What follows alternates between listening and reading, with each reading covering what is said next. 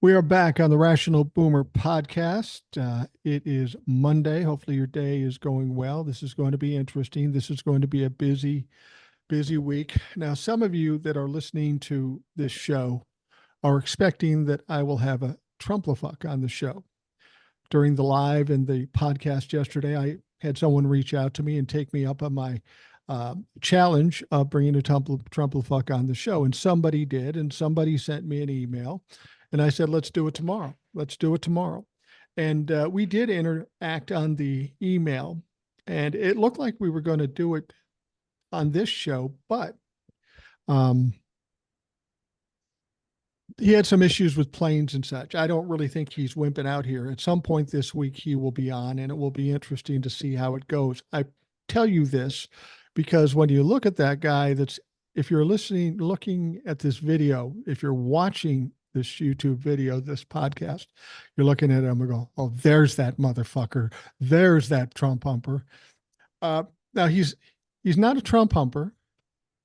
And I will tell you, he's also Ilona. Remember Ilona, who's been on the show? Perfectly lovely woman, a great guest on the show. This is her husband. Oh, you motherfucker. Put that up. Take that off. Anyway, while he's not a Trump humper, he's not a big Biden fan either. So this is going to be interesting. Ilona said, do you want to talk to my husband? And he said, and I'd met him before when I talked to her. And I said, fuck, I'll talk to anybody. I don't care. I think he thinks this is going to be more contentious than it is, but I don't get contentious unless other people get contentious. And some things I agree with him, some things I disagree. So it'll be an interesting show nonetheless. Anyway, that is the intro. And who you're looking at is Larry? Johannes. What's that? Last name's Johannes. Well, Lazarus or Larry. You don't have to give out the last name. I don't usually do that, but oh, I'm sorry, I didn't realize. No, I was fine with me. It's we edit it out later, maybe. No, we can't because I don't edit this shit. All right, no one will spell it right anyway, so I'm all right. Yeah. Anyway, and if we talk a lot, they'll forget about it. And to be honest with you, Larry, everybody who listens to the podcast is friendly. We don't have Trumplafucks out here, so that's not going to be an issue. Anyway, Larry, why don't you introduce yourself? We know that you're Ilona's husband, how that happened. Ilona must have been drunk one night and you caught her at the right time, but please tell us about yourself. Well, Mike, it's funny you mentioned that. I'm writing a memoir about my relationship with Ilona. We dated in college. She dumped me on New Year's Eve and we married 26 years later. Wow. And I've already written 3 books, although they're about insurance, but 2 of them have been read and complimented by Warren Buffett, believe it or not. Wow. So that's my little brag. And I have a 4th insurance book coming out shortly. But I live in New Jersey, born and raised in Jersey. I lived in San Francisco, Manhattan for 20 years, Boston. I went to law school in Boston. And I am a staunch and proud centrist. I'm left-leaning, but I don't pledge blind allegiance to any political party. And I look down on people who say, I'm a Republican, I'm a Democrat, I don't care who they put. And I have friends who do that. I don't care if they put Adolf Hitler up. I will vote for him if he's under the Democratic flag or the Republican flag. And I think you're ceding your free will. I vote for people, not parties.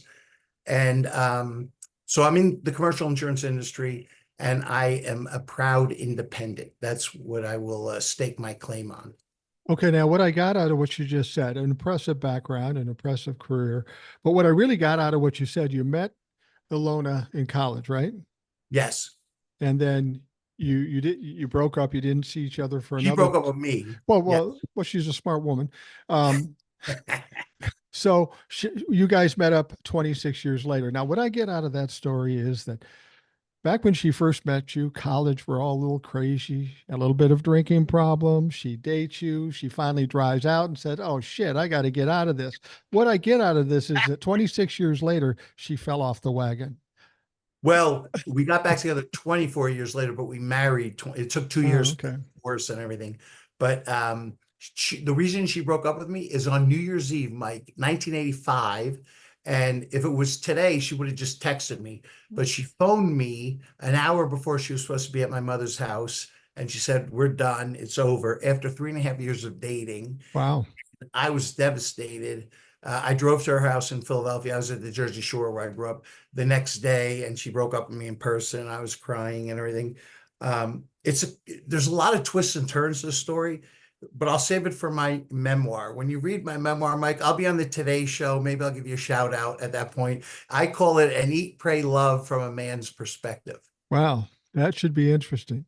Now, And Mike, the most interesting part of it is I did not get married for the first time ever. I got married. I was 48 years old. wow. Most men get married young, they have a divorce, they get married. And so part of the allure of this memoir, which is awesome, I got to say, it's really, I've written it, but I'm rewriting it, is if you're a single woman, why would a guy wait till the age of 48 to get married for the first time? So I sort of open the kimono and give some of my thoughts and secrets for women to understand. But I know we're not here to promote this book that's not out yet. So we can move on. Well, here's the thing. As I've told people before, it's my show. We'll talk about whatever the fuck I want. We want to talk about you, give Good. you shit. We're going to do that. And I should warn you ahead of time. I don't generally give my guests shit, but you appear to be a guy who gives some and knows how to take it. So I give a plan ton. on receiving. Yes. Come So, at me, Mike. Bring your best. all right.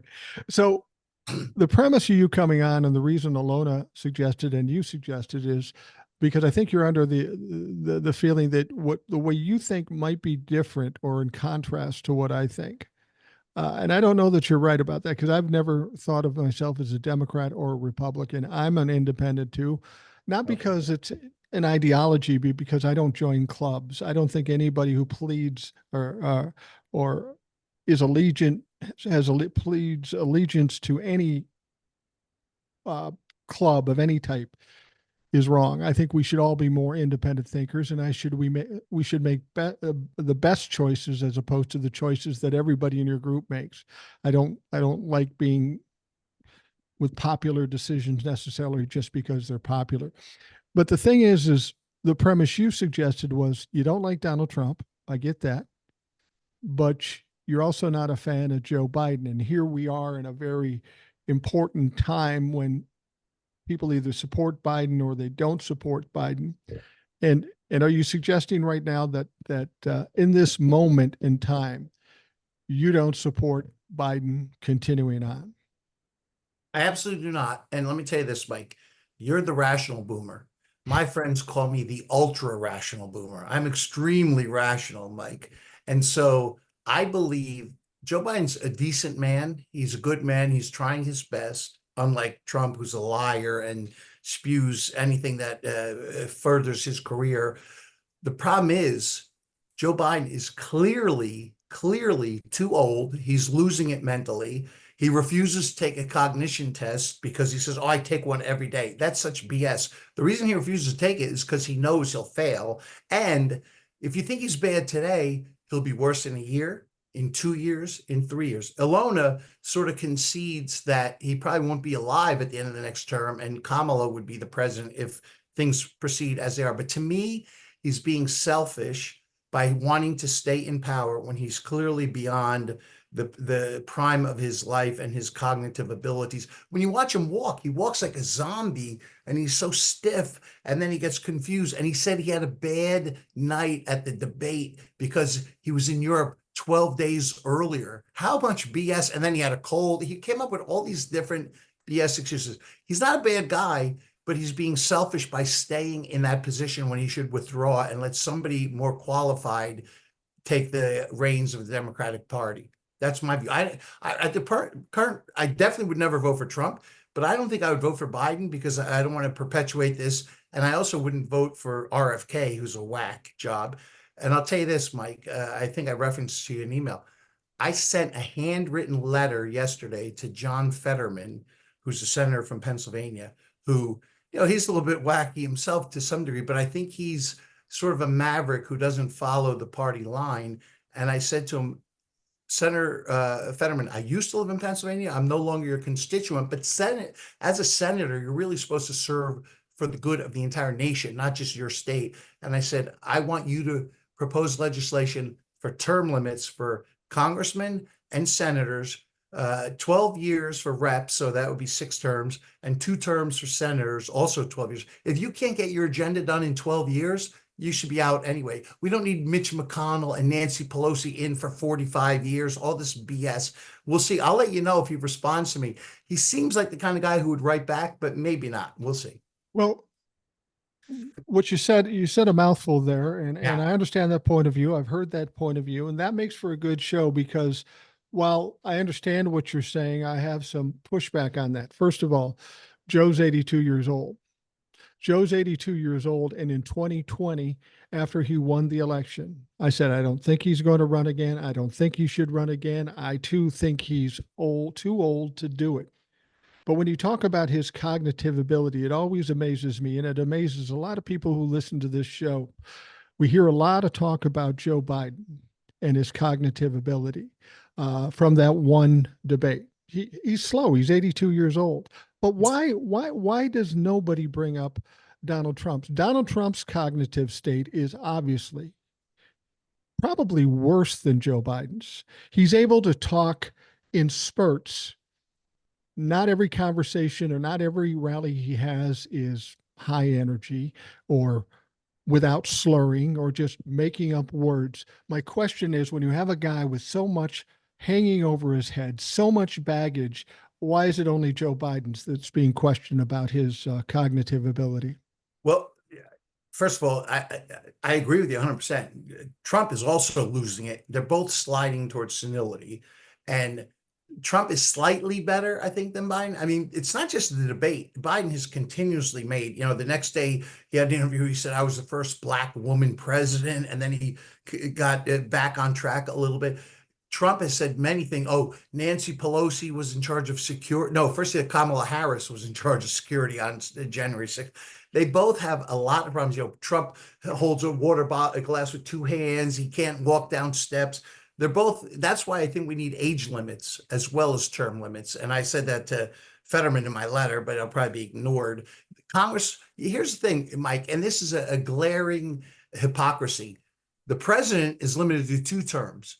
The Congress, the House and the Senate believe that, but they don't believe they should be subject to any term limits. That's ridiculous, except they're feathering their own beds. They want to stay in power. It's okay that we can knock the president out, but not us, right? But I agree. Trump is also cognitively declining quickly, although his felony convictions may end up, torpedoing his candidacy. We'll see. But yeah, they're both too old. They're both too old. We need younger blood in there. I think that his convictions are the least of his problems. His connection to Project 2025, his connection to Jeffrey Epstein, all these things are piling on him. And that Project 2025 thing, now he's trying to deny it. He's not going to be able to get away with it. Yeah. This stuff, see, this is the thing. People are worried about Joe Biden losing this thing. And I say, unless the most tragic thing happens, he still beats Donald Trump because Donald Trump has alienated pretty much every group in this country except the Trump-lefucks, his base. He's got 50% of the country where he's taking credit for overturning Roe v. Wade. I think that one issue loses it for Donald Trump. I disagree, but we'll see. First of all, well, you're an old white man, so what the fuck do you know? No, I'm actually black. My video camera doesn't show my true complexion, unfortunately. Okay, I Joe. look red or white here. But the thing that we both know with the Trump followers, the Trumpers, as he said years ago, I could shoot someone in the middle of Fifth Avenue and I'll still get voted, right? All these convictions, all these other things, the business dealings, the Atlanta vote, it's irrelevant to a Trumper. They don't care what happens to him. They're going to vote for him because they think somehow he's going to make their lives better if they vote for Trump. The problem with Biden, he's so enfeebled. I think our foreign enemies like China and Russia are just, Putin said he's voting he's supporting Biden because he knows everybody hates him in America. And if he says Biden, everyone's gonna say, oh, well, Trump, we have to go opposite because Putin wants Trump in, not Biden. But Biden's just too senile. He's going to be worse each year, and he's already bad, and he won't take a test because he knows he'll fail it. That's what really frosts my cake here. I will not vote for Biden. No way. And I'm not voting for Trump either, but it's going to be a sad state of affairs. And I don't know who's going to win if they both even make it to the election. We'll see. So, Larry, you're not going to vote for Donald Trump. You're not going to vote for Joe Biden. You're not going to vote for RFK. Who are you going to write in? Or The are you just not? rational boomer will be Thank my you. Well, write-in candidate. uh, And I'll get on my soapbox and I'll say, everybody, he's a smart guy, vote for the rational boomer. I, But there's slim pickings. But essentially, I'm probably divorcing myself from the electoral process by not voting for one of the two main state candidates. I know that. But still, I can't bite the bullet and vote for Biden. He's selfish, he's senile, he should step down. And I think, honestly, I'll tell you this, Mike, if you asked me to bet right now, I think he will end up withdrawing from the election. There's a lot of pressure today. There were more Democrats that came out and said that he should withdraw. I don't see how he can survive this, especially when he's refusing to take a cognitive test because he knows he'll fail. He's going to have to back down. Then the question is, does it become Kamala, which she doesn't have a ton of, but I would vote for Kamala as opposed to Trump, but I will not vote for Biden. well, one of the things I've said about what's going on right now, I find very interesting. The thing with Republicans, there's always these weird news stories. Joe Biden took a bribe, or all these things that come out into the ether and bounce around. They all seem to originate with Republicans. I mean, this is a standard strategy from the Republicans. Take a tiny little thing, exaggerate it, and make it into a scandal, because the only thing Republicans can do at this point is to discredit whoever their opponent is. Right. They did it with Hillary Clinton in 2016. They tried with Biden in 2020, and now they're trying again in 2024. Aren't you worried, other than, maybe what you see and what you perceive, aren't you worried you're just falling into the trap that the Republicans have set for dumb Democrats? Well, no, because first of all, I don't know, Mike, do you read the New York Post?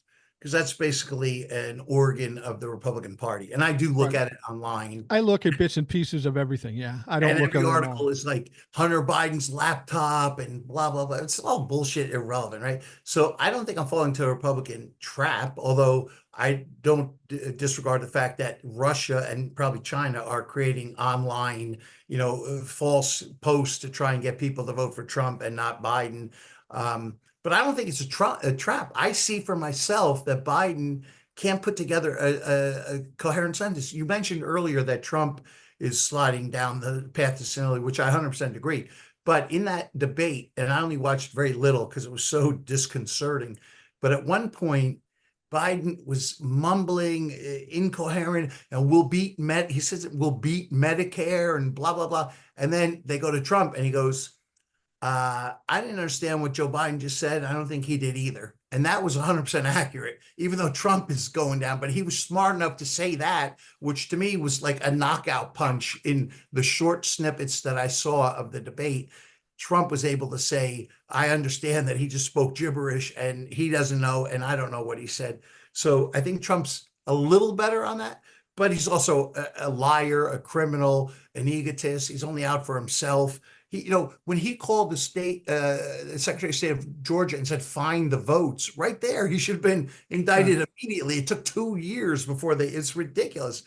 But Trumpers will not be dissuaded. You could say Trump just aborted 5 babies by himself, and they would say, who cares? We're voting for him because we think he'll make our life better in some way. Trump wouldn't. Most of the people who are voting for Trump, if they were on fire, he wouldn't cross the street to piss on them. He'd be like, these are like blue collar, I don't like those people. But he's pandering to them for their votes, and they're buying it. Well, I've said that a long time. Everybody says, whatever you're doing there, you're not going to change Trump's base's mind. No, I'm Right. not going to change their mind. I know I'm not going to change their mind. That's not the win there. The win is there are the people in between that could vote Republican, could vote for Trump, exposing Donald Trump for who he is and taking that a vote away and having them vote elsewhere, presumably the Democrats. Let me ask you this, though. You're a businessman and there's a bigger picture to all of these things. It's not about Biden. It's not about Donald Trump at this point. It's about the future of democracy, the future of this country, regardless of who's running for president in this situation. If we take Joe Biden out and we put Kamala in, I'd be cool with that. I'd have no problem with that. You put Kamala in a debate with Donald Trump, he gets fucking destroyed. Yeah, I agree with that. But And frankly, debates don't mean that much to presidential elections. Yeah, Historically, they never have. right. But my point is that okay, we take a younger person, Kamala Harris. She's the only logical choice to put in there because she's the only one that's going to be able to hold on to the money and the base essentially because she's part of that same thing. Yeah. If you take her out, if you take him out and put him in, are we still on track to win? Because this is a crucial case. We got to win this. We have to win. And that's why I'm saying if Joe Biden's the only way to win, he could be on his knees talking gibberish and I'd vote for him because I'm not worried about the next 4 years. I'm worried about November 5th because that's the crucial day. Well, Mike, you said we have to win. So to me, that makes it sound like you're a Democrat because you're saying we as a Democrats, right? Because I'm truly independent. There is no we in my vocabulary. It's who's best for the country, right? So I don't like Trump, but if Kamala gets it, they say if they don't give it to her, somehow Biden were to withdraw and somebody else came forward, Gavin Newsom or somebody, then minorities and women would say, we just got screwed. Kamala should have been. I don't think I had high hopes for her, and I wish she did a better job. I don't think she's horrible, but I don't think she was exemplary so far. But I would vote for her if she ran against Trump, absolutely. But I'm not voting for Biden if he runs against Trump. So I'm just one middle-aged white guy who, in my opinion, but she's viable in certain ways, and she's certainly more intelligent, or not intelligent, I should say, voluble and discerning in her speech than Biden is. Well, Larry, I will tell you this. When I say we, that doesn't suggest that I'm a Democrat or a Okay, Republican. When I say we, I'm on the side of people that are right against people that are wrong. It's about what's right. And the that's only good thing, and the answer. only thing we can do in this particular situation, people say you're a Democrat. I'm not a Democrat. I'm just on the fire department side trying to put out a fucking dumpster fire, which is the entire Republican Party. A Trumpster fire. A Trumpster fire. And I've told people, they say, well, what if the Democrats get in everywhere? What are you going to talk about? Well, the next step is I'm going to be pounding on the Democrats to actually follow through with the things they say. Because the Democrats have for a long time, it used to be 6 of one, half dozen of the other with Republicans and Democrats. I didn't like either one any more than the other. But since the insurgence of Donald Trump, that sent them down a steep slope and they became the redheaded stepchild, if you will. And we need to beat them. And the best way to do that is to get with the Democrats and help them pound the shit out of them. I'm kind of a hired gun. I'm not a Democrat or a Republican. My goal is to put down MAGA, put down Donald Trump, and I'll do whatever fucking thing I have to do that. Well, I agree with you, especially when you look at Ron DeSantis, Mm. Abbott down in Texas. You got some really extreme, even like what's the name? The Ted Cruz. Ted Trump Cruz. Trump insults a guy. Your wife's ugly. Your father assassinated JFK, and before you know it, oh, Trump's great. I endorse him. He could say whatever he wants about any of these guys.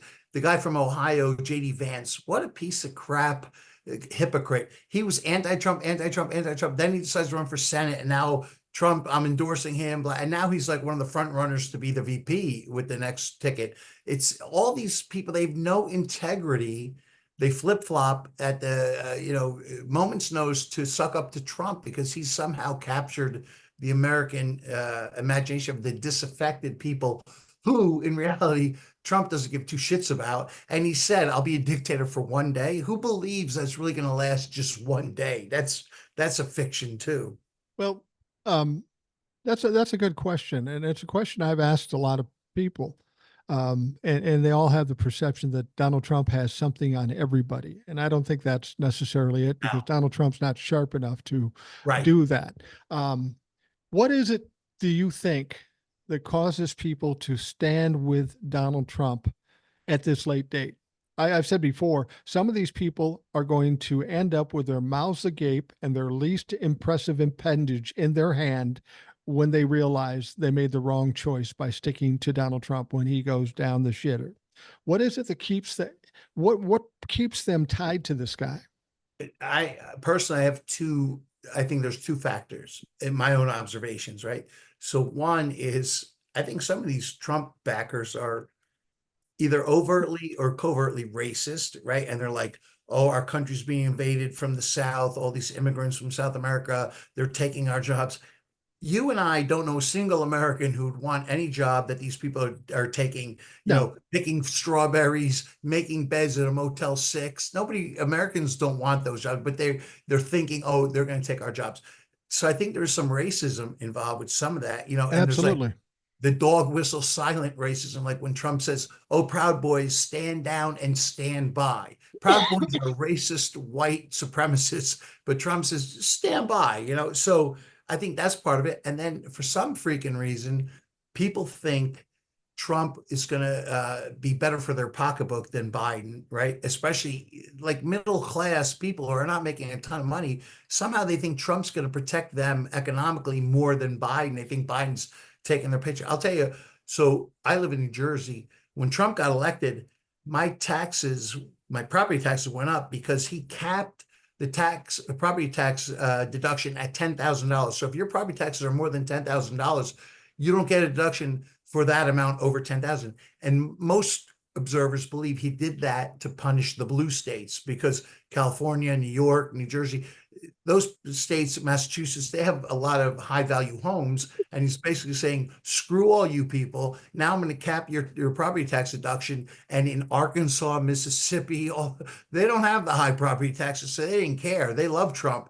But we got screwed. And so whenever anybody in my circle, and I have friends who are Trumpers, and they say, oh, Trump brought my taxes down. I said, really? He didn't bring mine down. Mine went up because of him. And I'm Right. very adamant. And they like, oh, really? I don't understand that. It's BS. But Yeah, it's that's the problem with the politics these days. It's 99% BS on either yeah, side you're yeah, talking at. It's yeah. and I've often said that this fight we're in right now isn't Democrat versus Republican.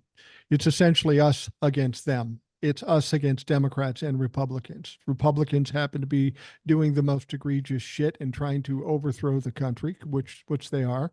But even beyond that, we've got problems on both sides, and I wish there, part of the reason for doing the Rational Boomer podcast and the TikToks is to get people more understanding of what's going on. Most people don't listen too deeply. It's hard to comprehend some of the shit that gets thrown at you because you have a media that doesn't tell you the whole story or the proper story. And I think once people understand the story, they will get angry and will push back. I You mean, know, all our I, life we've been apathetic, and this is why we're here now. And I'm trying to help people not be apathetic anymore. and I personally, I appreciate what you're doing, and I agree with almost everything you say. And I've listened to all of it because my wife's always playing your podcast. Two things though that you triggered when you mentioned things. So I don't know about in Minnesota, but around here in New Jersey, every once in a while I'll see a lawn sign that's, in my view, extremely rational and patriotic, and it says "Country before party," right? Because so many people are just like, "I'm a Democrat, I'm a Republican, screw everything else, I'm going with that," right? And if we really did abide by country before party, a lot of these things would sort of melt away if we were looking for the best interest of the country. Right now, I went to law school. I have zero respect for the Supreme Court. It's a political organ now. Everybody just votes the way they feel that their party, progressive or conservative, wants them to vote. We had Roe v. Wade for 50 years, and all of a sudden it got overturned. Because why? Did something change in the law? No, it was the political wins that the majority thought. It was so ridiculous that is, it ought to be based on law. There's nothing to do with law on the overturning of Roe v. Wade. It's just political wins that people change. The other thing that you triggered when you said, Mike, is my wife and I, we have a second floor balcony. We live near the ocean. So a lot of people walk by our house going to the beach. And we have flags that we display, 4 different flag posts up high on our second floor. And when I display the American flag, I feel now it's been like appropriated by the Right. Trumpers. It's like, Absolutely. oh, only the Republicans can display the flag. You can't have it if you're a Dem. It's ridiculous. It's our national emblem, but it's viewed as a Republican symbol under Trump and not a Dem. It's ridiculous, but that's where we are. Do I sense a little soreness, Larry? I mean, you were talking about how every day you get up in the morning and your wife is having coffee with the Rational Boomer, and then you have to try to somehow insert yourself into Mike, her life again. I would be jealous if you were better looking, but I'm not threatened. You know, that's my only one good saving grace. I'm not worried about that. But other than that, she does listen to you quite a bit. I tell you, she loves you. I hate to say it, but she's listening to you all the time. Well, And I not only can't believe I'm on the show. This is like unbelievable. no, it's fantastic. When you said we want to come on, I'm willing to let anybody on, and this sounded interesting because you're a sharp guy and you have some contrasting opinions, and frankly, it's it's sometimes nice to get those contrasts and try to learn something. And the people who listen to the show with Ilona love her. She's articulate and smart, and certainly better looking than you and me, for that matter. Um, but I told when I was talking to her, and then you popped in and said what you said before. I just got to check in here on who this guy is. I explained to you that I'm 64 years old. I've been married 40 years. I got enough of my own problems. You handle your own shit, okay? Mike, I got a little piece of advice for your viewers. I know you have a large viewership. I've said this many times. So, a friend of mine got married 30 years ago. He's on the altar waiting for his bride to come down the aisle. And just as her father's starting to walk her down the aisle, his best man whispers over to him and says, John, remember, there's only one thing worse than being alone when you're old.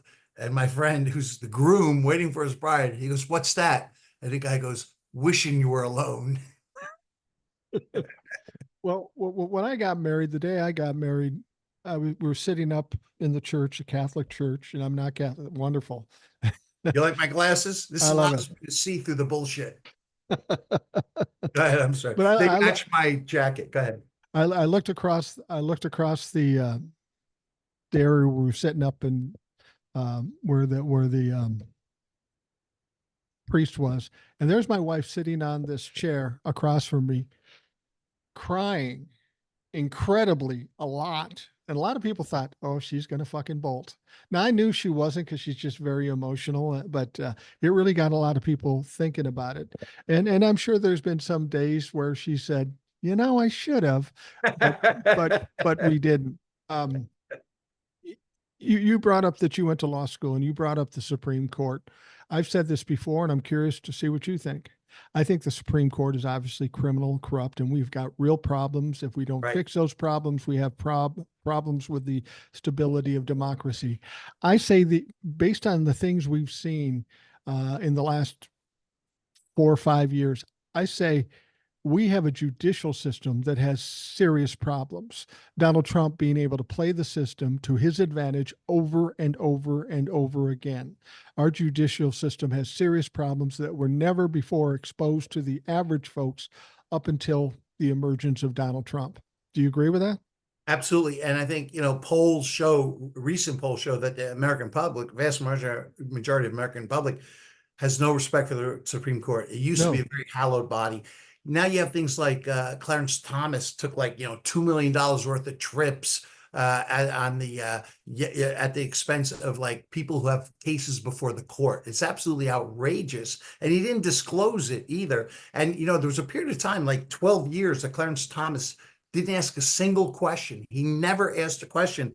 Recently, he started asking questions in cases, but he had some like misguided thought in his mind that he would just be quiet, let the sides make their arguments and not ask a single. He's a whack job. His wife is a whack job. I think the Supreme Court also, the idea of being appointed for life, the thought was you can't be corrupted because no one could threaten you. They're going to take you off the court and blah, blah, blah. You can't be, but it's the opposite has happened. People get into the position like, hey, I'm bulletproof. I could stay here forever and do whatever I want. They should have term limits on the Supreme Court, or certainly age limits, because the Supreme Court is not really functioning the way our founding fathers. And here's the other thing, by the way, one of my pet peeves is the whole bullshit where people rely on, oh, the founding fathers said this or that. Well, first of all, founding fathers weren't infallible just because they thought one thing or another. And when they were making the Constitution, there were no machine guns, there were no airplanes, there was no internet. There were so many things that they could not foresee. Yet today, certain politicians will say, oh, the founding fathers wanted us to have Second Amendment. Anybody could have a gun, blah, blah, blah. Well, they didn't know people were going to have automatic machine guns that could wipe out a classroom in 3 minutes. At those times, you had to reload a musket, one at a time, and it was a totally different situation. So the reliance on the founding fathers to me is also total BS. The thing about you're talking about the Supreme Court justices who will tout the fact that they are Yeah, originalists to the right, Constitution. right, That seems contradictory to a document that has any number of amendments. right, Amendments suggest there's been a change to the original Constitution. So, right. so And does that mean you're against all amendments that have been added to the Constitution? That's fucking ridiculous. And there's many legal scholars who say the Constitution is a living, breathing document and that it Right. morphs over time. It's not static and you just, whatever the founding fathers thought, we do forever. Founding fathers, again, they were not gods, they were not infallible. So, but, it's normally the people who want to say it's static for their own benefit, mostly like Second Amendment, NRA. Oh, the founding fathers said we could all have guns. And again, they didn't know about machine guns or bump stocks and all that. But the people today are saying, oh, John Adams wanted us to be able to shoot a machine gun in a classroom, right? That's ridiculous, but that's where we are. Well, again, when we talk about the evangelicals and the radical right Republicans, they do the same thing with the Bible as they do with the Constitution. They do the same thing that the Republicans are doing now in our political situation. They take a little bit of it, pervert the fuck out of it, exaggerate it to work with their agenda. And that's what they do. The whole Second Amendment thing is they always seem to forget about the well-regulated militia. That's in there. That has to Yeah, be considered when you're talking about who gets guns. But they forget about that. They right. always say, you know, we are able to have as many guns as we want. That's not what it says. And if you're an originalist, how can you say that? Because that's not what it says. Is there a fix for the Supreme Court? Is there a fix for the judicial system at all? And does it have to be that the Democrats take control of the House, the Senate, and the presidential office? Well, the only thing is, and again, I'm independent, so to me, Democrat versus Republican, but I would say we need term limits on the Supreme Court and age limits. I think like 70 would be reasonable. A lot of private corporations have a 65 or 70-year-old age limit for employees. Supreme Court should absolutely have an age limit and a term limit. You can't serve for more than 12 years, if use my analogy from the others, because you need fresh blood, get new people in there, new ideas, and give other presidents, because we know depending on who's the president at the time, it's either going to be stocked with Republicans or Democrats, whoever holds the White House at the time. But the way it's currently structured, where the roulette wheel leans on Republicans, like Trump won a few times and he got to place people, it skews the court for a long time. And then, of course, the other side, like Democrats, when Biden first came in, there was talk of, well, we'll increase it to 13 justices or 50. And that's crazy too. That's only, political. It's definitely a political organ at this point. And I think they've lost the respect of the majority of Americans with their politicized decisions and also all these, perks that they're taking and not reporting and all the BS that's going on. That's Well, my let me ask you this. You were talking about expanding it to 13. It's purely political. We have 9 Supreme Court justices because at the time when we had 9 Supreme Court justices, we had 9 circuit courts. We now have 13 circuit courts. Based on the way it was done originally, is it political to say we need 4 more justices because we have 4 more circuit courts? No, there's no logical connection between the number of circuit courts and Supreme Court justices. There's no reason to have them equal. That's just some people say you should, but there's no reason for that. You can have 3 Supreme Court justices. Doesn't matter the number, but I think expanding it further and further is only because the party in power is going to say, we don't have enough people, so let's add seats so we can get more on our side. And it'll keep going. Once you go to 13, there'll be 17, 21. It'll just keep going. I think it's preposterous, but I do think we should have term limits to get people out. Guys like Clarence Thomas should have been out a long time ago, but Okay. I don't know if you probably know this, Mike, because you're a pretty sharp guy. You do not need a law degree to be on the Supreme Court. Oh, I know. Yeah. I know. Yeah, absolutely. Nor do you have to have a full capacity brain to be a fucking senator. You don't need anybody or a president for that matter. Anybody, any fucking clown can get in there. Let me ask you this. I get this question people will always send me notes that say, all we got to do is get term limits. And that's probably true. But how do you get term limits when the very people that are going to Right. be limited are the only ones that can okay it? I don't see how those term limits ever happen as long as they're the ones responsible for making that choice. They aren't going to vote against themselves. Well, They'll cut money to poor people, but then they will come back and vote for a raise for themselves. This is the kind of people we're dealing with, Democrat and Republican. So I don't know how you ever get to term limits. well, here would be my hope. And as I mentioned, I just sent a letter to John Fetterman asking him to propose it, and he may just ignore me. But if he were to propose legislation for term limits in the House and the Senate, and it became a publicly produced advanced bill, and we saw who voted against and for, it could be a reelection thing because the majority of Americans in almost every poll are for term limits. So if you could say Representative Brian Fitzpatrick of Bucks County, PA voted against term limits, his opponent in the next election could say, I'll vote for them. He voted against them. That's how I can win as a non-incumbent. Do that worldwide or nationwide. Maybe that would create some pressure because again, it's such hypocrisy that they voted for term limits for the president, but not for themselves. There's no rational reason for that other than feather bedding. They want to protect themselves and their own thing. It's BS, but I think we need it, and everybody's in favor of it, except the politicians who, as you said, have the power to do it. Well, I think you make a good point there. The vast majority of the people would want term limits. I'll say that based on the kind of notes I get. I would also say the vast majority of the people want Roe v. Wade. The vast majority of the people want gun control. So here we are with the vast majority wanting something in our government, whether they be Democrat or Republican, refusing to do the bidding of the people, which is the very job that they were fucking elected to.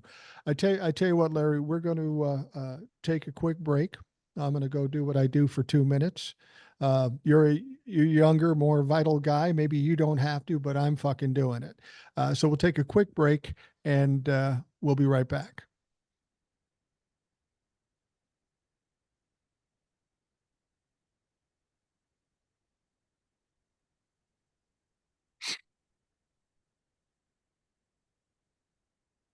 We are back on the Rational Boomer podcast. We have with us Larry. As you can see, he's kind of a goofy fuck.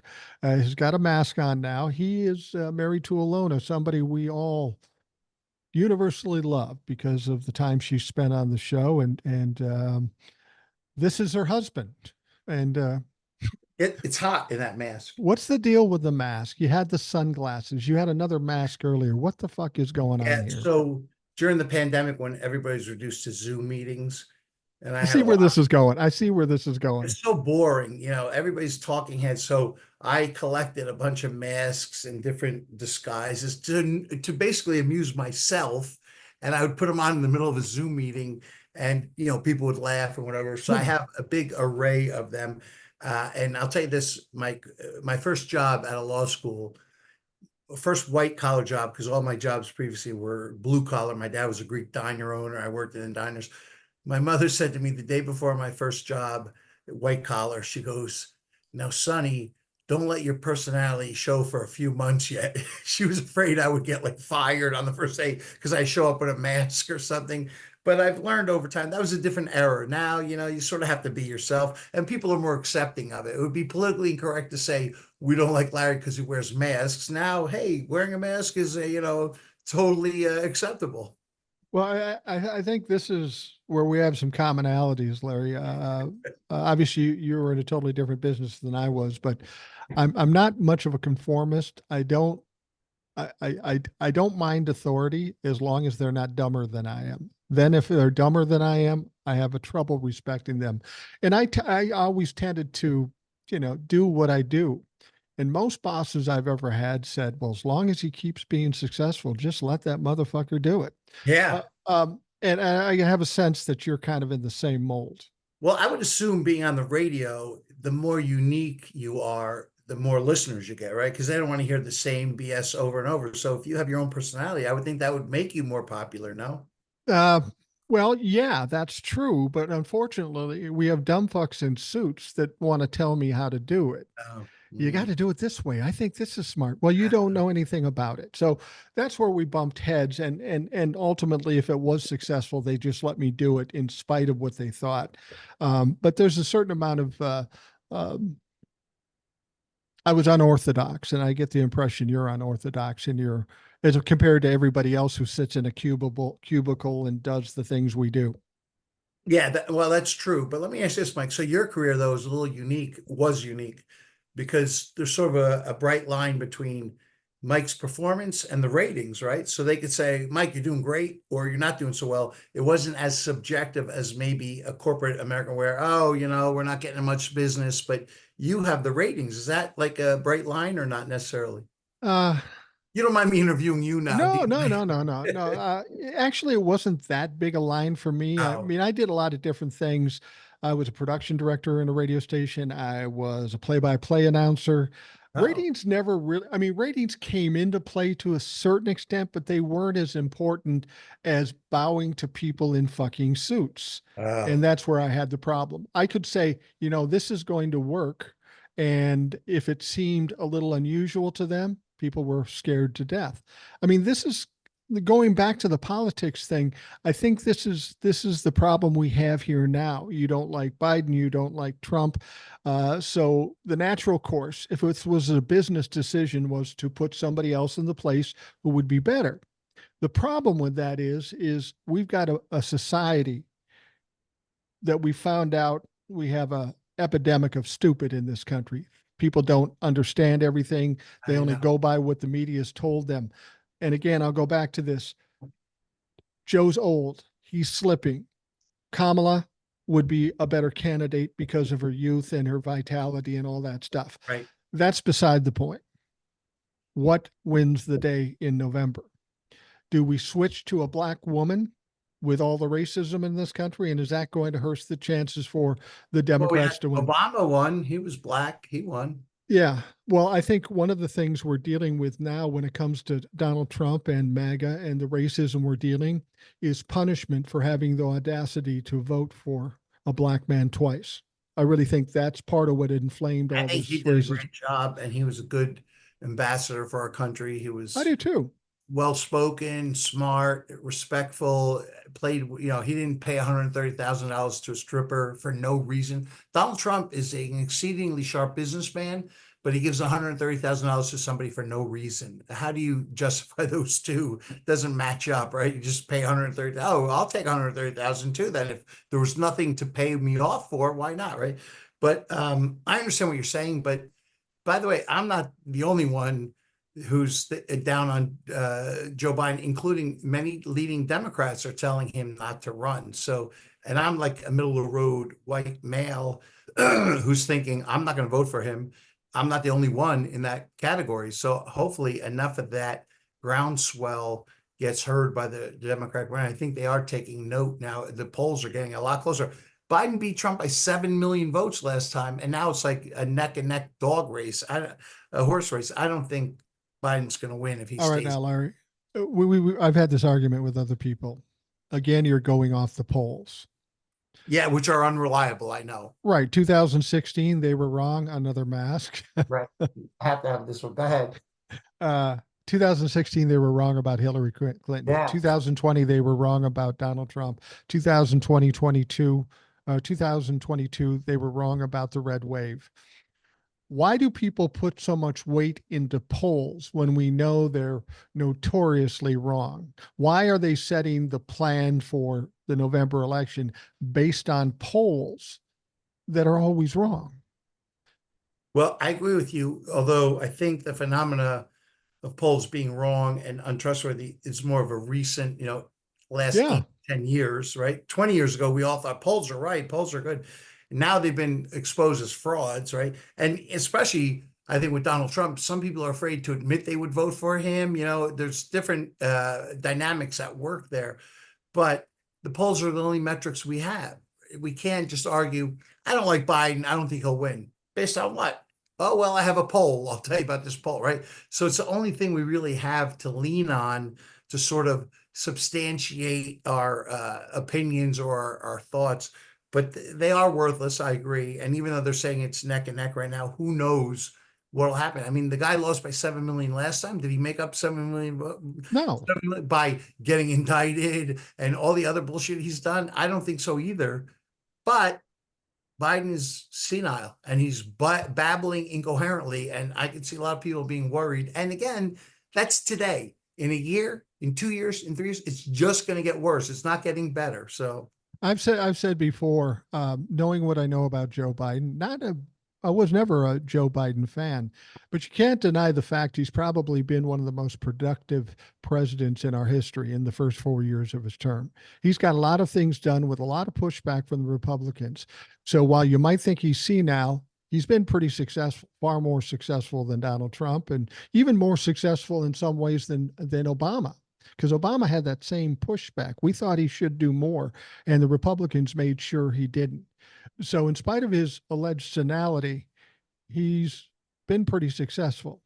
And that may not be all him, it may be the people around him, but I don't.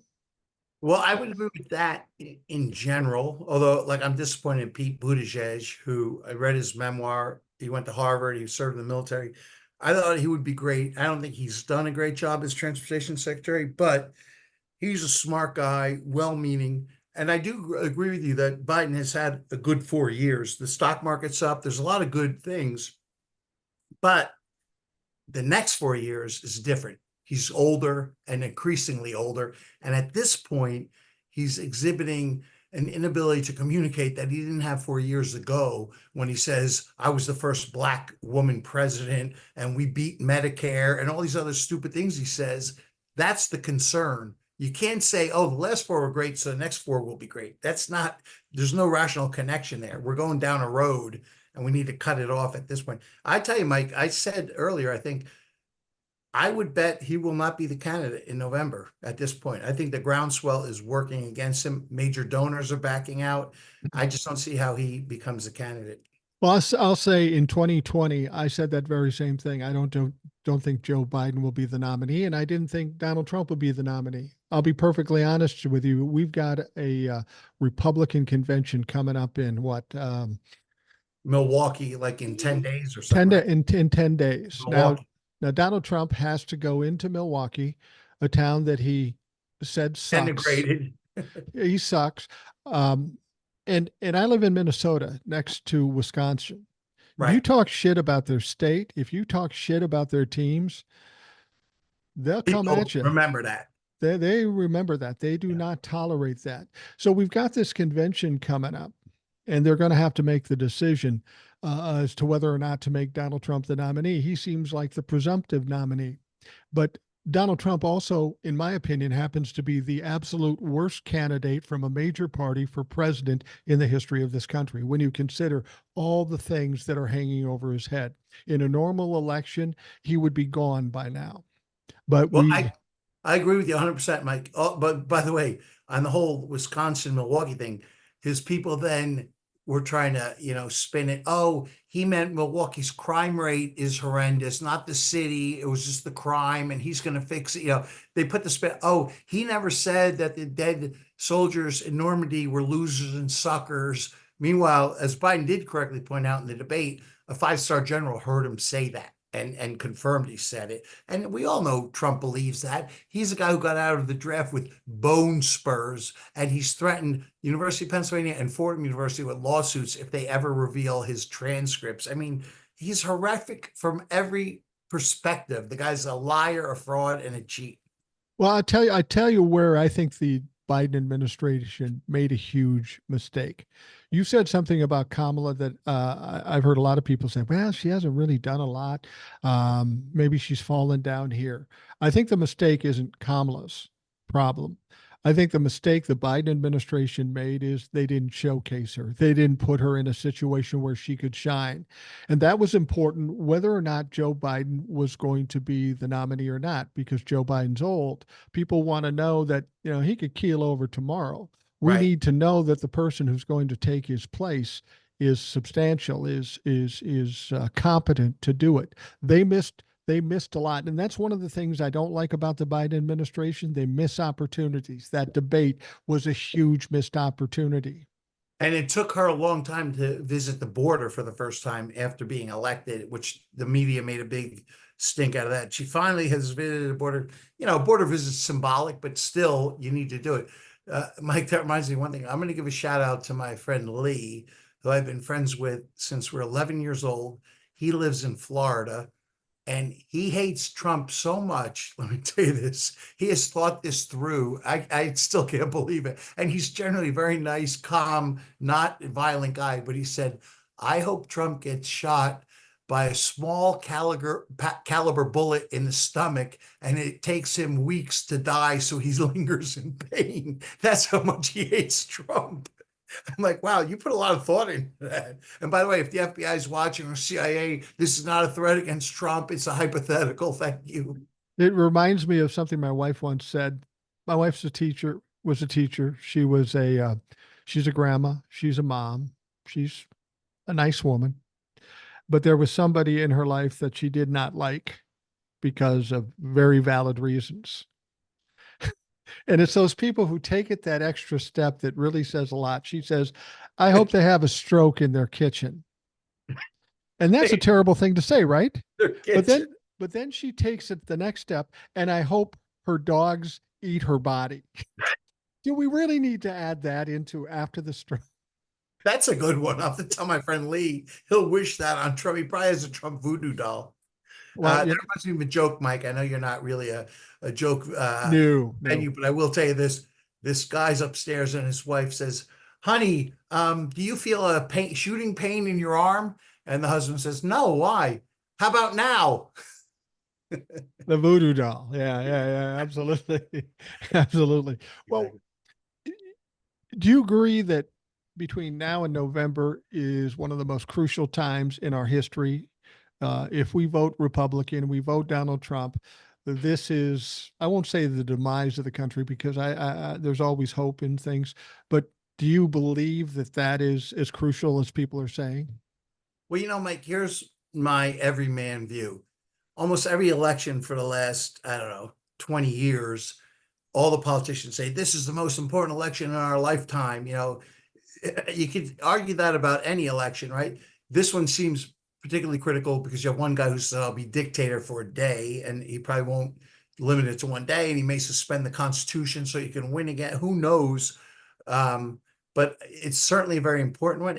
To me, it's unfortunate how divisive our country has come. And again, I go back to that lawn sign, country before party. But so many people now are just polarized in their party, and they don't put country before party. It is extremely important. I agree.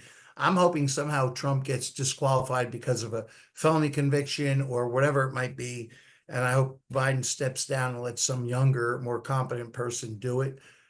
But we'll see. It's a scary thing. But, so many people, you probably know people like this, Mike. I certainly do, where they say, if so-and-so wins, I'm moving out of the country, blah, blah, blah.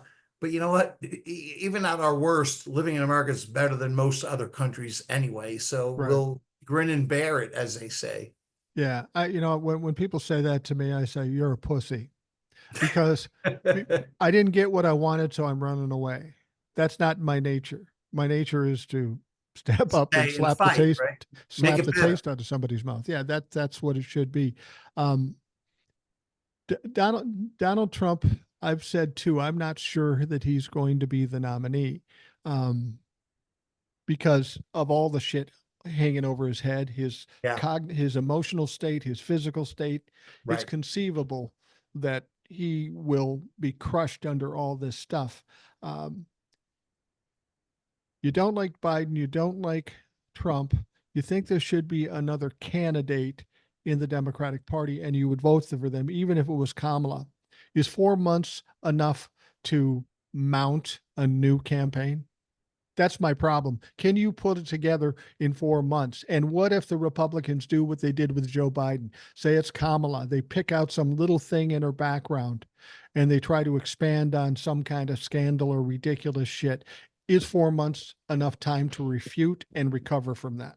Well, I think any candidate that's inserted at this point, Democrat or Republican, and by the way, there are Republicans who I have a lot of respect for Mitt Romney, Liz Cheney, Paul Ryan from Wisconsin. I think he is a man of integrity. So I'm not either party allegiant, but I think any candidate that would be inserted if Trump and or Biden were to have to drop out. They're going to give somebody in there that has a national prominence already. They're not going to say, oh, Representative Joe Blow from Arizona, you never heard of, is now our candidate. It's going to be someone that's already in the national spotlight. Certainly Kamala is well known, so they don't need to have 4 months to ramp up people's perception. I mean, I'm sure they'll want to spin it, but people know who she is. If Trump were to back down, if they came up with DeSantis or Nikki Haley. I like Nikki Haley. I don't think she's too bad of a candidate either, actually. I'd love to see her in there.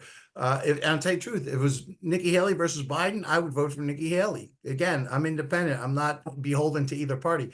So I don't think it's a problem, but they're just not going to pick some obscure person. It's going to be someone we all sort of know and have an opinion on. Just let Ilona know that if Nikki Haley becomes the Republican candidate and you vote for Nikki Haley, I do save these tapes for the future divorce. So I will certainly back her up on that. Here's the problem I have, Larry, is anybody who is bowed to Donald Trump, who is sided with Donald Trump, to me is tainted. They've already blown their wad, as it were. I cannot trust them. They've proven that they'll do whatever they have to do to get power. But almost all the Republicans have, like Nikki Haley spoke against him when she was running against him, but then once she dropped out, she was, in his corner. But Adam Kinzer, Republican of Ohio, he's never turned the corner on Trump. Liz Cheney's never turned. I disagree with some of her policies, but I think she's someone of integrity. And I think Adam Kinzer is certainly someone of integrity. So to me, there are Republicans who could step up, and I would vote for them over Joe Biden. But there are also Democrats that they could bring in that I would vote for over a Republican. It would just depend. Oh, no question. I've said this before. When this all happened with the January 6th committee, and they pretty much blew out Liz Cheney. Yeah. Liz Cheney's got a little money. She's got some pedigree. She's a smart woman. She has integrity. Would never vote for her because she is contrary to anything I think. She is ultra conservative, and I don't think that's what this country needs at this point. We've dealt with too much conservatism. Joe Biden's kind of proved that if you try to help the middle class flourish, it's good for the economy. And since that's never happened before until Joe Biden and FDR, we should go that route. But I thought Liz Cheney made a calculated move. She knew she was going to get blown out, but she also knows the Republican Party is going to burn the fuck down. So she's going to stand on the sideline until they're going to have to reimagine a Republican Party, if they even can. And then somebody like her and Kinzinger are going to be the leaders. That's going to be their only a hope to come back with some integrity. Kinzinger said he's retired now, and I don't blame him. As you said, she was forced out. And, I agree. She's got some policies that I find odious. She was anti-gay and lesbian, and then her sister came out, and then she changed her position. And, she's had some, and my wife does not like her. I actually sent her money for her reelection campaign, which, she got whomped by the Trump-backed opponent. But there are people, whatever you say about her, she has enough integrity to speak the truth about Trump. And she's never turned back and said, oh, I love Trump, he's great, right? Kinzinger, same thing. Mitt Romney, same thing. Mitt Romney's a guy who doesn't really need anybody's money, but he's retiring now too. But, again, I vote for people, not parties. I wish we didn't have parties. I think it would be better for us. And there's some argument that the founding fathers didn't really want parties either, but they came about. So, well, Mitt Romney appears to be a pretty straight-laced, decent guy. The problem I have with Mitt Romney as of late, and I'm not trying to make this a religious thing, but he is a Mormon. Yeah. I spent some time with Mormons. They're perfectly lovely people to your face, but they believe you're lesser than if you're not a Mormon. And they have some weird ideas about things. And some people even suggest it's a little cultish. When you look at their background, it is questionable. But the thing that got me off of Mitt Romney is when he sat in an interview and he said, you know what Joe Biden should do? He should just pardon Donald Trump for all these things. Now, I don't know why he said that, but the fact he said it is enough to burn down any future he has. Well, I think I saw that too. I think there was actually some brilliance to that, because it would show, first of all, who cares if Trump gets convicted? He's not going to spend any appreciable time in jail. So I think he felt like it would show Joe Biden's like the bigger man. And he's like, you know what? You're saying it's a witch hunt and we're going after you. I'm pardoning you for everything. Some Trumpers might say, wow, Biden's a pretty fair-minded guy. He'd let Trump off the hook. I can sort of see how that could pay political dividends. I mean, does anybody really care if Trump spends 5 years in jail for tax fraud, unless it prevents him from being president, I guess.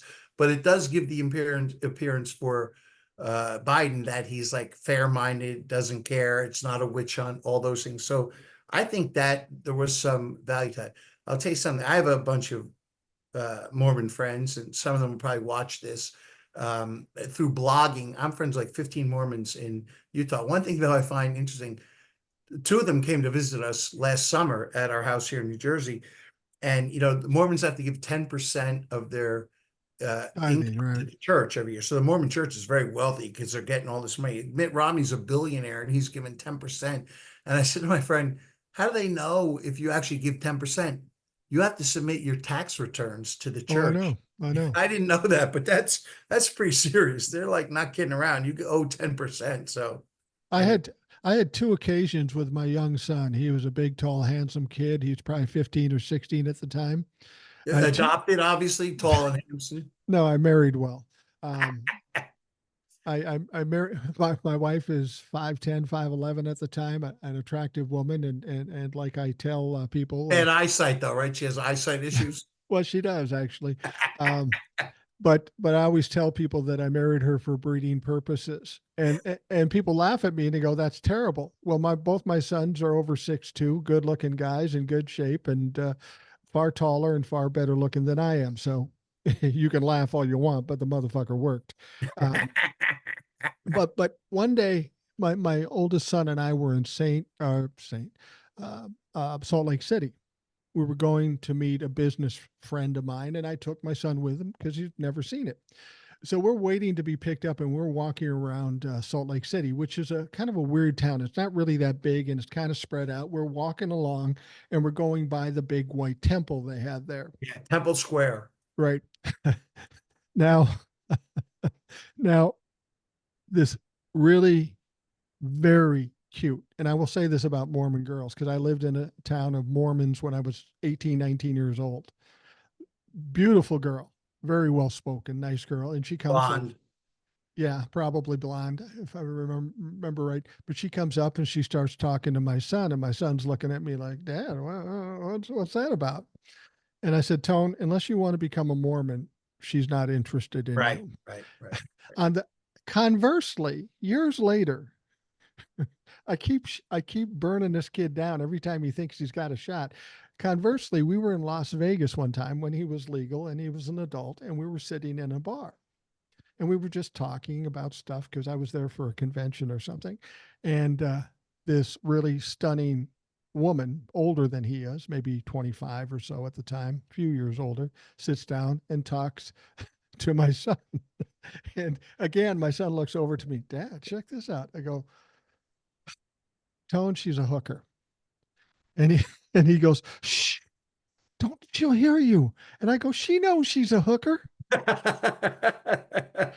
So my son's been hit on by Mormons and hookers, and he is so naive that he thinks it's all about his magnetism. That's funny. That's funny. So how do you think this all plays out now? I mean, uh, I happen to think that Donald Trump is absolutely the worst candidate ever. I think people are missing the boat when they say, "Oh, poor Joe's this and this." Donald Trump's got so much fucking baggage, and they voted for Joe Biden in 2020 not because Joe Biden was a great candidate. They voted for him because they were terrified of Donald Trump. That's why we had these people coming out voting in mass. We had a huge turnout.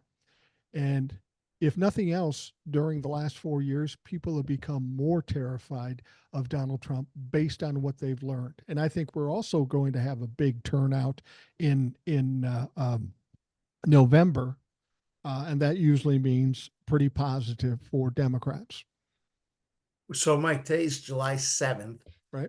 Mark this down. And on whatever November 8th, the day after the election, whenever we could talk again, if you'd like, Sure. here's my prediction. Trump remains the candidate. Somebody replaces Biden.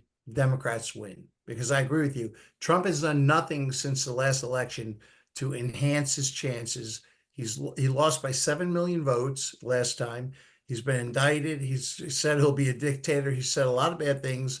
And I think he has not garnered more fans, but I think the Democrats need to get somebody other than Biden in there, and almost anybody, even if it's Kamala. I think the majority of people will vote for the Democratic candidate because they realize Trump's an egotist, out for himself, doesn't care about the country, and they're not going to win the Republicans. That's my prediction. We'll see, but I think also Joe will be replaced in the next 2 to 4 weeks. Somebody else, he'll finally have to back down. You can't refuse to take a cognitive test and claim you're competent. Well, then take the fucking test. By not taking it, you're admitting that you're not competent, in my view. It's like the breathalyzer. They pull you over, you say, I won't take the breathalyzer because you know you're drunk. That's Yeah. why. Yeah. Well, it's like pleading the fifth. Yeah, right, right. You Which don't Trump plead the said he would never do, and then he did a million times, right? right. Well, I think Ilona thought that you and I would be totally opposite ends of the spectrum. And people who listen to the show know what I've said, and they maybe didn't listen as closely. I said Joe Biden will beat, back when we were talking about this, Joe Biden will beat Donald Trump. I said anybody, any Democrat will beat Donald Trump. So I don't have a problem with another Democrat stepping in and doing a great job. My only concern about it is, are we too late to do that? Is there a problem with getting another candidate on track? Because I tell you what, if people like you and people like the Democratic members of Congress and like the media, if you're wrong, you're going to take a beating after that fact, because people are going to be scared to death and they're going to want to pound on fucking everybody. And I think I said any other Democratic candidate will probably beat Trump, but if it's Biden, I'm not so sure, because I can see a lot of people like me being concerned about Biden's cognitive abilities and saying, I just can't vote for the guy. I don't know if they vote for Trump either, but I wouldn't vote for Biden. I think it's selfish for him to stay in the running, but we'll see. Hopefully he recognizes what's going on and steps up and does the right thing. I know again, one more quick joke for you. Somebody interviewed Donald J. Trump and they said, Mr. Trump, your name's Donald J. Trump. What does the J stand for? And he said, genius. Yeah. Yeah.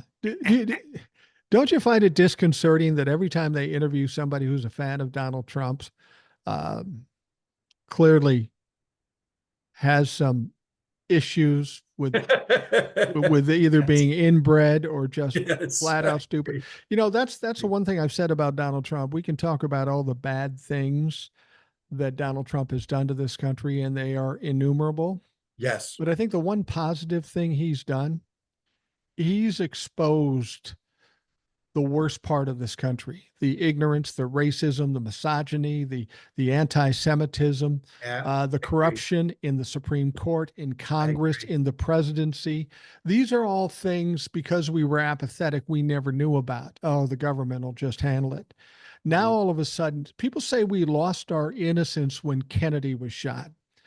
I dare say we lost our innocence when Donald Trump was elected, because all of a sudden, all this horrible shit that's been going on for decades has been exposed to us. And now we know they opened Pandora's box, and this is going to change the country going on past November, regardless of who gets elected. It does show the naivety of some of the electorate, like we're idiots, right? And one thing I find exceedingly ironic, Trump runs on the platform, I'm going to drain the swamp, I'm going to get rid of all the blah, blah. He then hires all these people who later get indicted, sent to jail, Mike Cohen, all these people.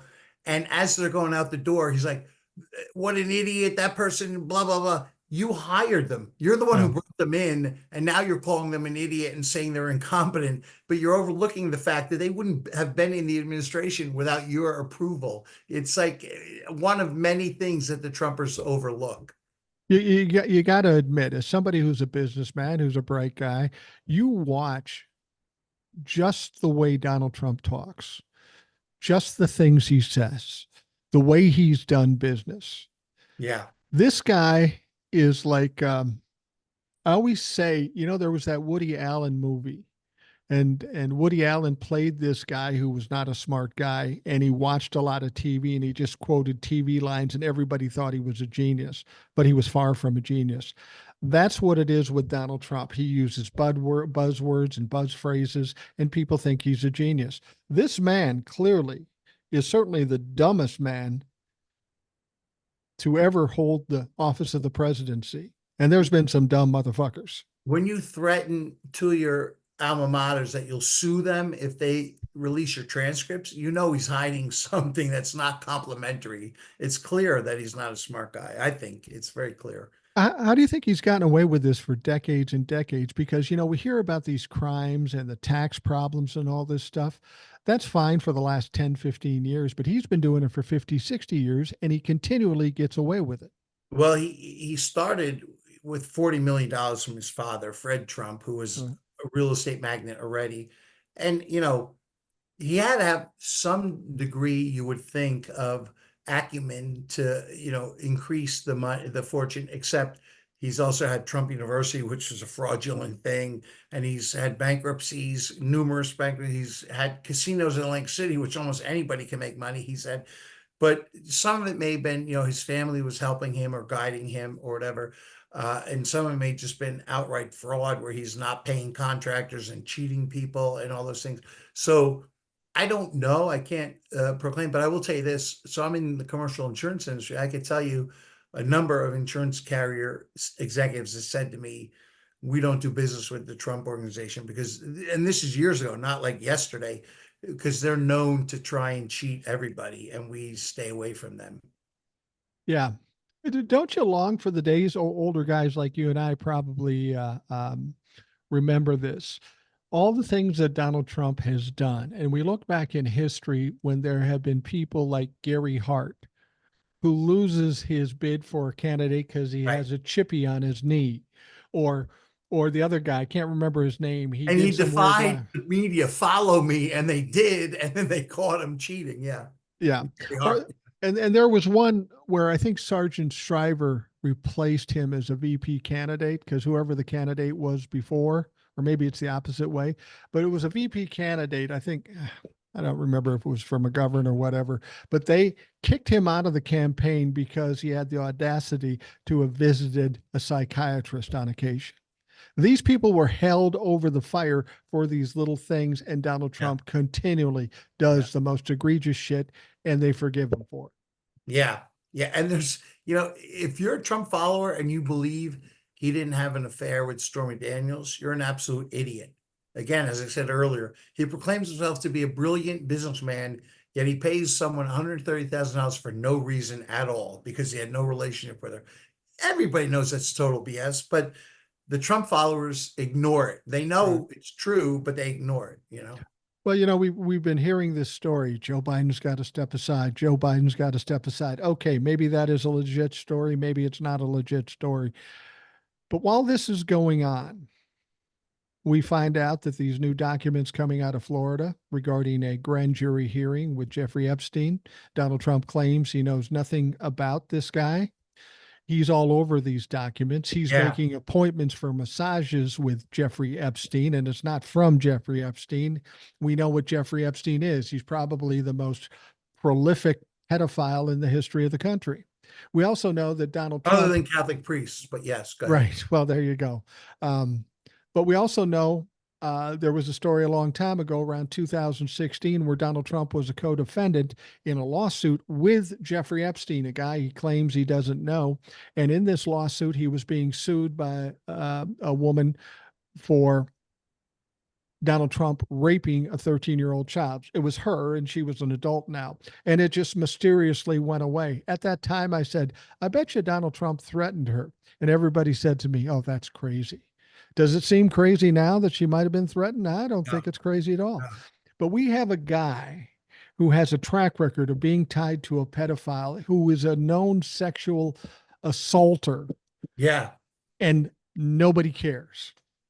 Isn't that troubling? It's unbelievable. If you said that 10 years ago to somebody, there'll be a guy, without saying Trump, who, convicted of raping a woman at Bergdorf Goodman, 13-year-old girl, paid a hooker $130,000, all those things. I mean, there's no way that guy has any chance. No. Well, now he's the front runner for the Republican nomination. We're living in like an alternate reality at this point, I Yeah. think. It's kind of like a bizarro world, as they used to say about Yeah, Superman or yeah. something like that. How does a country become that ill? Because we as a people, this is a sickness that's spread throughout this country. It's an epidemic, not unlike COVID, except it's not going to do the same things as COVID does. But this is truly a sickness, a mental sickness in our country to be able to be sucked in by this bullshit. Well, here's one of my thoughts. It's my own amateur bullshit, but social media, Hmm. everybody posts, here I am in Rome enjoying this vacation. I'm in the Grand Caymans, I'm blah, blah. And so everybody thinks everybody else is wealthy and having a great time because that's what they see. And now they're thinking, I don't have all that stuff, but you know what? Donald Trump tells me he's going to increase our economy, create jobs, keep the foreigners out who are going to take away my job, even though I don't really want any of those jobs those people do. I think that's part of it. And then you have like Russia and China playing in, and they're doing social media mining of their own to try and make people believe that Trump is going to improve their lives. But I think that's part of it. If we didn't have social media, I don't think we would have the Trumper phenomenon that we have today. That's my personal opinion. But you can't change society. It is what it is. Yeah, and I think there's two sides to the social media thing. Obviously I'm in social media. I'm a 64-year-old guy. I've lived without social media. I could live without social media. I think there's an upside because people are getting information that they can't get from the mainstream media. But the downside of it is people can also use that tool for bad. Right. We've Right. got no Propaganda. restrictions. Yeah. Yeah. You can lie, you can say whatever Yeah. you want. People will come to me. I heard on the internet, I got a guy that sends me a DM every day about whatever crazy story is out. Oh, I'm worried about this. Please take me off the ledge. And I got to talk him off and say, look, this is bullshit. It's not true. And he goes, okay, if you say it's not true, it's not true. And that's a sorry state of affairs if you hear something on social media and are worried about it, then you go to a guy on social media and you feel better because that guy told you it's bullshit. Uh, But are you on Facebook too? yeah, I mean, I don't spend a lot of time, but I put my TikToks on Facebook and Instagram, and of course YouTube and TikTok. So on Facebook, once a week, I see this. It's been going on for 3 or more years. It's so stupid, but people will post, as you know, tomorrow a new federal law comes into place where Facebook can use all your photos and your Right, likeness, and right. unless you post, I do not give Facebook my blah blah blah. And there's a website called Snopes, snopes.com, that debunks these things. Oh I've yeah. posted 20 times. People will put that on. They say, tomorrow, as you know, it's going to be tomorrow, blah, blah, blah. You have to post this. And I'll go to Snopes where it says false and they explain it. And I post it on someone's thing and they say, oh, thanks for letting me know. And I'm like, where have these people been? This has been around for years and these Yeah. people are just now falling for it. But people are not sharp. They don't know the current state and things just pop up. Well, I think they're lazy. They don't look into Yeah, things. lazy, They don't lazy. look into things and they don't study it. They go, "Oh my God, that scares me, so I'm going to Yeah, react." yeah, Um, yeah. that's the thing about social media. It is good and it is bad, and you got to have the ability to think Be critically. discerning, be Be, discerning. absolutely, be discerning and critically think. So many people want other people to think for you because you're lazy and they expect you to tell them the truth. And here's the problem that I've had with some of the Trumplefucks I've had on the show. They say whatever they say. And I see them for who they are because this is all over social media. People come on here not because they have a point of view, not because they want to send a message or do any good. They're only here to chase followers. They want their little bit of fame. They want to make some money off of social media because it's another Revenue stream. yeah, it's another get rich quick scheme. Yeah. Now, when I started this, I looked at myself and I was pretty much thinking critically and discerning. I'm looking at myself. I go, now you're going to go on TikTok. You're 64 years old, not the best looking guy, certainly not talented, can't sing, can't do anything. So what I'm going to But do you're is I'm not. self-aware, Mike. You're self-aware. I'm self-aware, but but I decided this is going to be a grand experiment. I'm going to be this old guy sitting in my living room and I'm going to talk the shit I talk and see what happens. I get people all the time telling me, how do you do this? Can you do this SEO this? I get people all the time saying, we can get you more views on YouTube if you just do. I don't want to do that. I'm just going to do what I do. And whatever happens, we let the chips fall where they may. Very Unfortunately, successful doing what you're yeah. doing. Yeah, but most people don't do that. They're chasing followers all the fucking Yeah, I know. time. I know. And they don't care what kind of content they put out. Right. I mean, Mike, I don't proclaim to be the king or anything like that, but I do sort of hold my own a little bit. I uh I feel so bad for Ilona. She's such a wonderful woman and the Do shit you, she must take. do you remember the old commercial? You're a little older than me, for either margarine or butter, where they would bite Mm. it and all of a sudden the crowd Yeah, would. yeah, I do. It was a dumb fucking commercial. All right. Well, that's probably true. But anyway, I've had a great time talking to you, Mike. You're awesome. I listen to your voice through my wife every day. And I think you're I honestly, all the BS aside, I think you do serve a great purpose in that you speak the truth. And hopefully the people who listen to you understand. You cut through. I love when you say, like, this fucking guy, like you're just a regular guy telling the truth. You're not like a NBC News where you have to be polite. I think you're performing a good service for the country. Well, I appreciate that, and I appreciate the spirit in which you take my shit giving, because I do that a lot all my life, every day, to all kinds of people, and some people can't take it. I mean, my oldest son, if I give him shit, oh, it hurts his feelings. I go, Um, where have you been? I yeah. raised you, bitch.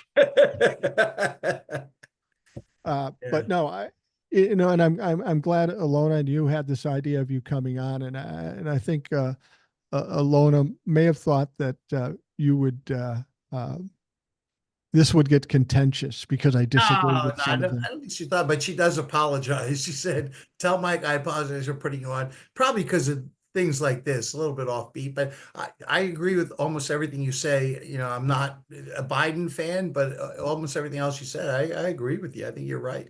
I'm not a huge Biden fan either. I respect the fact that he's been successful as president, but I look at the facts. We got to win the election. To me, that's the most important thing. If we can win it with Joe, we go with Joe. Because honestly, I've said this before. All I care about is Joe getting to the election and the inauguration. After that, if he retires and hands it off to Kamala, I'm fine. The fact of the, I have no problem with Kamala being president. I just think winning that election should be the biggest concern at this point. And if that means putting somebody else in place of Joe, I'm for that. But I'm just afraid that we're cutting the time too short and we're getting caught up in more Republican bullshit. You got to be a little discerning about that too, as to why you're doing what you're doing. Yeah, we'll see how it plays out. We'll see. We will see. Well, Larry, thank you very much for coming on. You came on at Thanks for short having me. notice. No, we had a great time, and I know the folks will like it. And my biggest concern is that after hearing this show, and they'll say, "Well, we should have Larry back," and I'm going to have to fucking have you back, for Well, I'll tell you Christ's this, sake. Mike, I got a bunch more masks you haven't seen yet, so that's one positive thing. Well, that that goes without saying. We obviously have to have a second part to this at some point, just so you can continue to display your various costumes. Thanks for having me. Great time, a lot of fun. Good luck with the podcast. Thank you very much, Larry. For those listening, I want to thank you for taking the time to do that. I hope you have a great day, and we'll talk to you again tomorrow.